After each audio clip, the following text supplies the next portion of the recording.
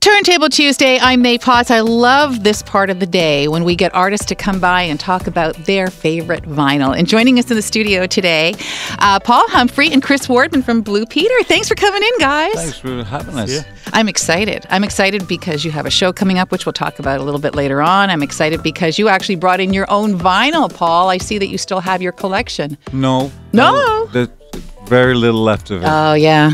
And this actually belongs to my wife. We went through the collection, we found some stuff. There's lots of stuff that's missing, but this one is a good one that we found. Absolutely. Now, why did you choose this particular song? By the way, we're talking about Talking Heads, Burning Down the House. What did this song mean to you guys? They were such a seminal band that I remember being in Mike Bambrick, the first drummers, in his basement, and he had Talking Heads, and we put it on and go, what the heck is happening? It was so much news bombarding us. And it was so exciting. And this particular song, I remember we were playing, I think, it's out west, I think Calgary. And a lot of the bars that we were playing are also dance clubs. And before the people came in, the DJ put this song on, and I hadn't heard it before. And it was loud, and the sound was great. And I was just transported by this song. The song we're talking about, this one, Burning Down the House. Speaking in Tongues, the whole album had so many gems on it, didn't it? Yeah.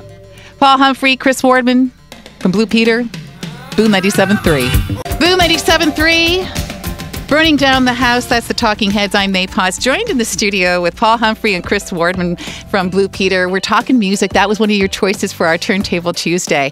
And you know what? You picked a couple of songs that also, just meant so much to me. So tell me about this next one that you've picked out, The Clash.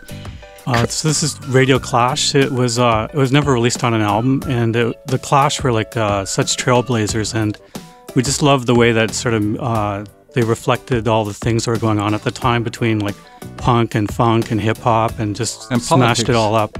And bringing politics into teaching us that you had to be well informed.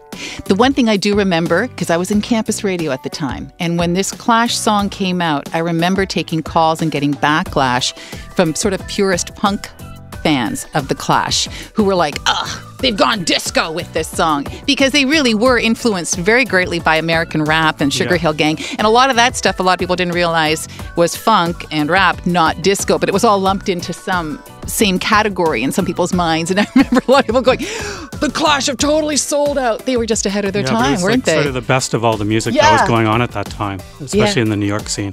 Absolutely. I remember at rehearsals up at your place, and we'd have London Calling, and it was just playing constantly, and listening to the dub stuff and going, what the heck?